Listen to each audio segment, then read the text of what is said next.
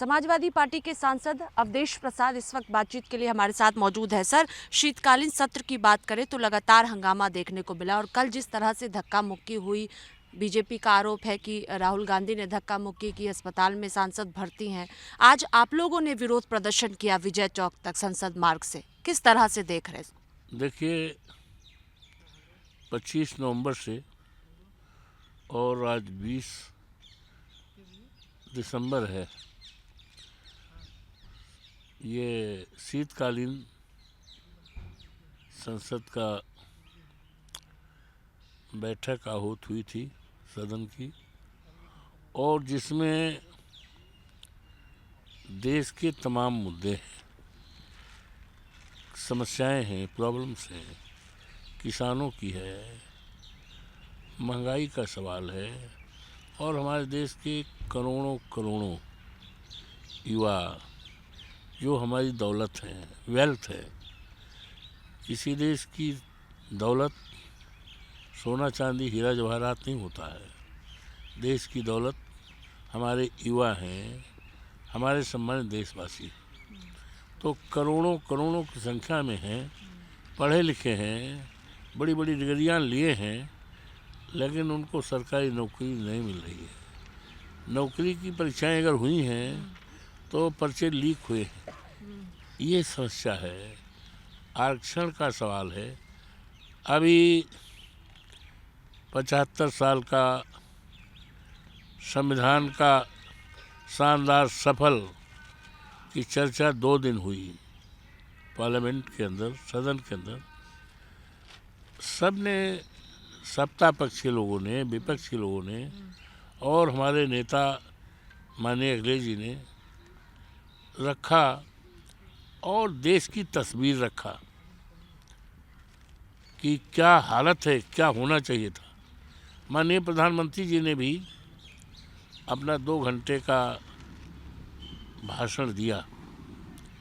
उस भाषण में उन्होंने कोई नई बात नहीं कही, केवल पुरानी बातें, आक्षेप लगाने की बातें कि पंडित जवाहरलाल नेहरू ने क्या किया, इंदिरा गांधी जी ने क्या, राजीव गांधी ने किया। अरे भाई, उन्होंने जो किया किया, लेकिन 10 साल में आपने क्या किया है? क्या 10 साल में आपने किसानों की माली हालत, किसानों की आमदनी दूनी की?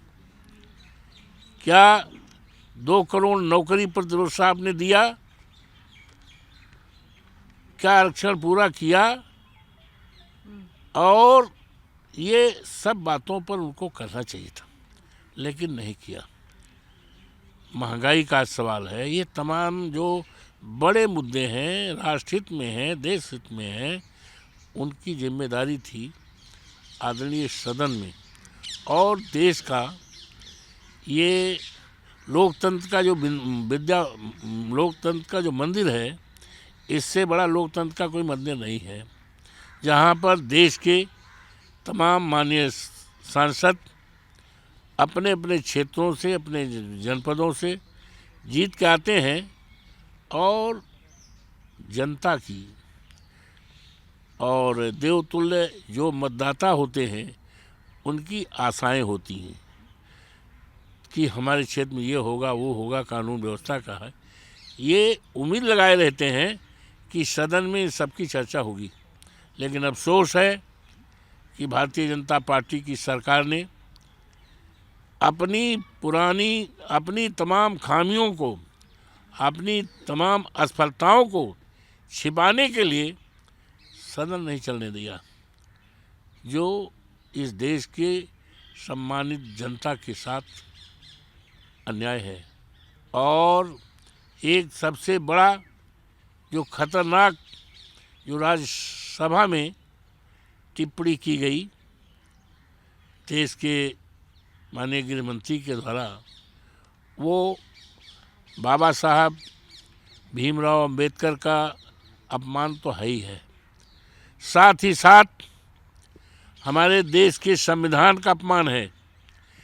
जिस संविधान की शपथ खाकर चाहे हमारे देश के महामहिम राष्ट्रपति जी हों, चाहे प्रधानमंत्री जी हों, चाहे मुख्यमंत्री जी लोग हों, चाहे हम जैसे मेंबर ऑफ पार्लियामेंट हों, संविधान की शपथ लेते हैं, तो आज जिस तरह की टिप्पणी राज्यसभा में की गई है वो हमारे संविधान का अपमान है, बाबा साहब भीमराव अम्बेडकर का अपमान है। और आज इस देश के करोड़ों करोड़ों दलितों, पिछड़ों, अल्पसंख्यकों और देश के तमाम वर्गों के देश के सम्मानित जनता का अपमान है। और ख़ास तौर से वो लोग को बहुत बड़ा धक्का लगा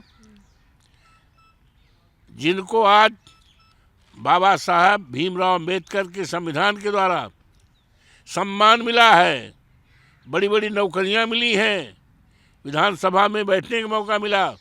हम जैसे लोगों को जो गांव से आए हैं, आप देख रहे हैं दिल्ली में स्थान मिला है, सदन में बैठने का मौका मिला है, तो उनको कितना, और जिनकी संख्या देश में हजार सैकड़ा में नहीं है, जिनकी संख्या करोड़ों करोड़ों में है, उनका ये अपमान है। इस अपमान के लिए अच्छा होता हमारे गृहमंत्री जी माफ़ी मांग लेते, तो उससे उनका कद और बड़ा होता। माफ़ी मांगना, गलती को स्वीकार करना, उससे आदमी की पर्सनालिटी बढ़ती है, बड़प्पन जाहिर होता है। लेकिन इसको नहीं किया, तो और उल्टे फिर उसके बाद दूसरा छोड़ दिया कि धक्का मुक्की। भाई धक्का मुक्की का जहाँ तक सवाल है, ये सदन, ये लोकतंत्र का सबसे बड़ा वो है, और इसमें जो भी हुआ वो अच्छा नहीं है। ये देश के लिए, देश के लोकतंत्र के लिए और हमारी जो मान्य परंपराएं हैं, संवैधानिक परंपराएं हैं, उनके खिलाफ है। और सबसे बड़ी बात यह है कि भारतीय जनता पार्टी का आचरण देखिए। सदन में सबसे हेड हमारे लोकसभा का अध्यक्ष होते हैं। जो कुछ हुआ है तो उनको अध्यक्ष के पास रखना चाहिए था। अध्यक्ष जी सारे नेताओं मिल बैठ करके समस्या का समाधान कर लेते, उनका अधिकार है। उसके लिए ये थाने में जा रहे हैं। जब सदन के अंदर कोई परंपराओं के खिलाफ, मान्यताओं के खिलाफ कोई आचरण करता मेंबर, तो उसको निकालने का अधिकार पुलिस का नहीं है, वो लोकसभा के अध्यक्ष के द्वारा ही उनके निर्देश पे सदस्य निकाला जाता है। यहाँ पुलिस कैसे आ गई? पुलिस को जुरिस्डिक्शन कहाँ मिल गया कि सदन के अंदर या प्रीमिल में वहाँ पर घटना हुई है, तो इस बात को रखना चाहिए था। लेकिन ये लोग तो ऐसे हैं कि लोगों का ध्यान बटाने के लिए, देश में चर्चा कराने, जो देश के लिए ज़रूरी चीज़ें हैं, आवश्यक चीज़ें हैं, और उस पर चर्चा न हो, समस्याओं पर चर्चा न हो, इसलिए इस तरह का वातावरण बनाया गया है जो लोकतंत्र के लिए और संविधान के हित में बात नहीं है। तो जो आचरण हुआ है उसके लिए पूरी तरह से इंटायर सरकार जिम्मेदार है और भारतीय जनता पार्टी के कार्यकर्ता और नेता जिम्मेदार। सर, एक सवाल यह है कि संघ प्रमुख मोहन भागवत ने एक बयान दिया है जिसको लेकर लगातार जो है वो आज चर्चा हो रही है। मोहन भागवत ने कहा है कि हर दिन मंदिर मस्जिद का मामला उठाना सही नहीं है। ये मोहन भागवत ने बयान दिया है। किस तरह से आप मोहन भागवत के बयान को देख रहे हैं?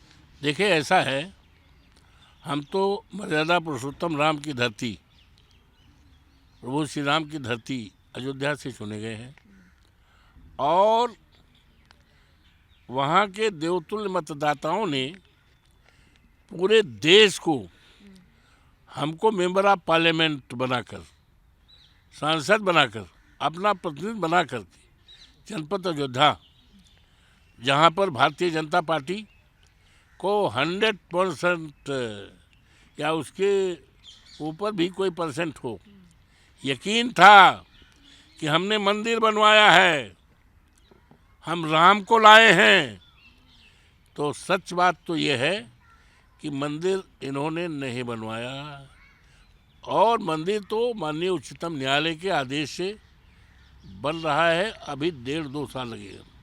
दूसरी बात, इन्होंने कहा हम राम को लाए और राम हमें लाएंगे, तो नोबडी विल बिलीव, राम को लाने वाला कोई व्यक्ति नहीं हो सकता है। राम तो हजारों साल पहले से आए हैं। राम किसी एक व्यक्ति के नहीं हैं, राम तो जन जन के हैं, सबके लिए हैं, सबके हिताय के लिए हैं, सबके कल्याण के लिए है। राम की मर्यादा रही है।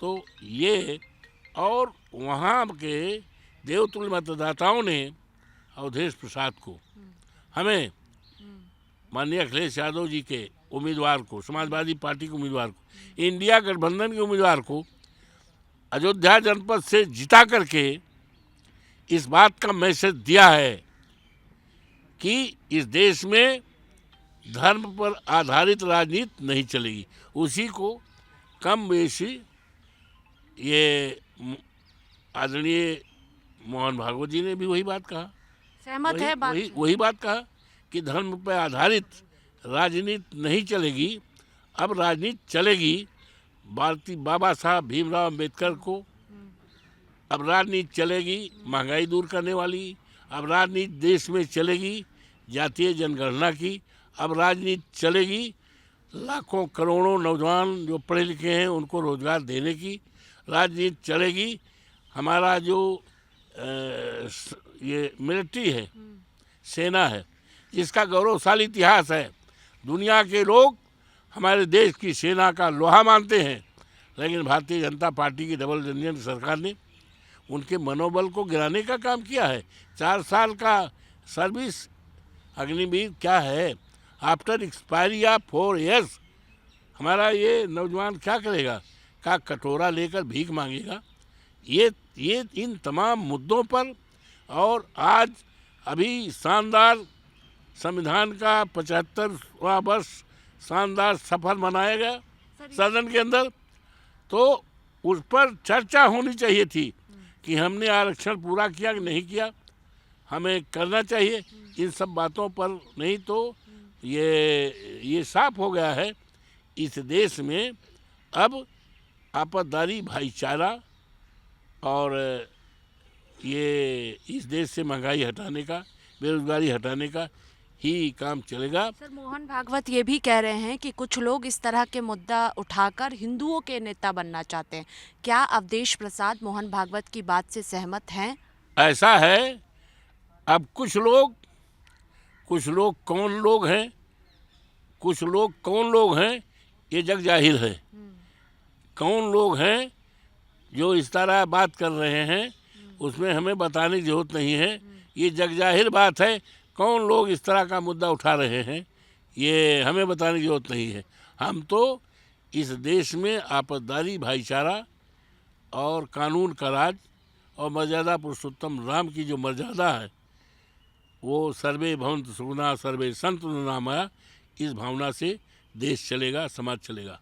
आखिरी सवाल है कि उत्तर प्रदेश के मुख्यमंत्री योगी आदित्यनाथ ने अयोध्या में बयान दिया है कि अगर सनातन धर्म सुरक्षित है तभी सभी सुरक्षित हैं। ऐसा है, ये बाबा आदित्यनाथ जी तो हमारे कमाल के मुख्यमंत्री हैं, कमाल के मुख्यमंत्री हैं। हमें तो सौभाग्य रहा 9 बार उत्तर प्रदेश की जो हमारी शानदार विधानसभा है उसमें बैठने का मौका मिला, शानदार बैठने का। और बाबा जोगीनाथ जी के सामने प्रदेश के किसानों की जो साणों की समस्या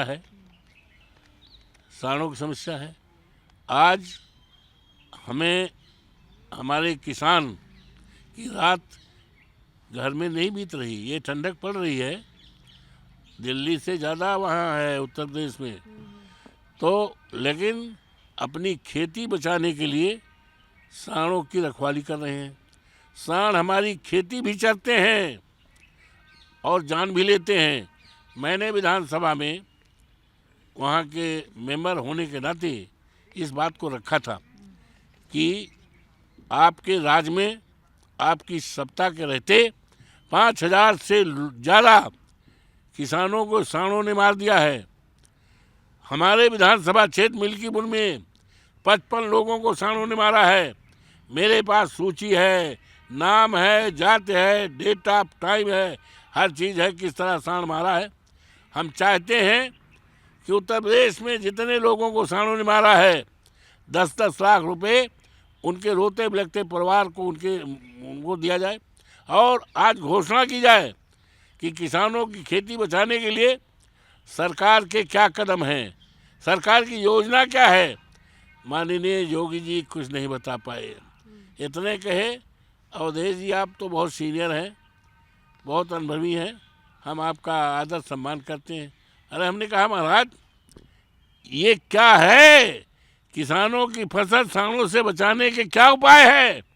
उनके एक मंत्री खड़े हुए पशुपालन के, बाबा जोगीनाथ यादव, बाबा जोगीनाथ की सरकार ने किसानों की खेती बचाने के लिए गौशालाओं का निर्माण किया। अरे हमने कहा उसका तो और हालत खराब है। हमारी गायें जो इनको हम माता कहते हैं, गौ माता कहते हैं, जिनका हम पैर छूते हैं, उनको तो उनकी हालत और ख़राब है। उनके लिए वो होतार नहीं, छाया नहीं है, भरपेट खाने के लिए चराहा नहीं, भूसा नहीं है, दवाई नहीं है, पानी नहीं है, और रोज़ाना आप देखें कहीं भी गौशालाओं पे हमारी गायें मर रही हैं। और ऐसे समय में जब प्रदेश का कोई साधु, कोई योगी मुख्यमंत्री हो और उसके राज्य में गायें भूखी मरती हों, पानी न मिलता हो, ठंड से सिकुड़ रही हो, गर्मी भी लग रही हो, उनके लिए कोई इंतजाम ना हो, तो सरकार के लिए ये ऐसी सरकार के लिए कलंक है। ये मैंने रखा था। तो आपने जो सवाल किया, तो जोगी बाबा क्या कहते हैं जग जाहिर है, उनकी भाषा, उनकी विचारधारा। कहीं कोई संकट नहीं है, समाज और देश चलेगा, अनेकता में एकता का जो सूत्र है मजबूत होता रहेगा। बहुत शुक्रिया बातचीत के लिए। कैमरा पर्सन देवेंद्र के साथ स्वाति पाठक, भारत समाचार, दिल्ली।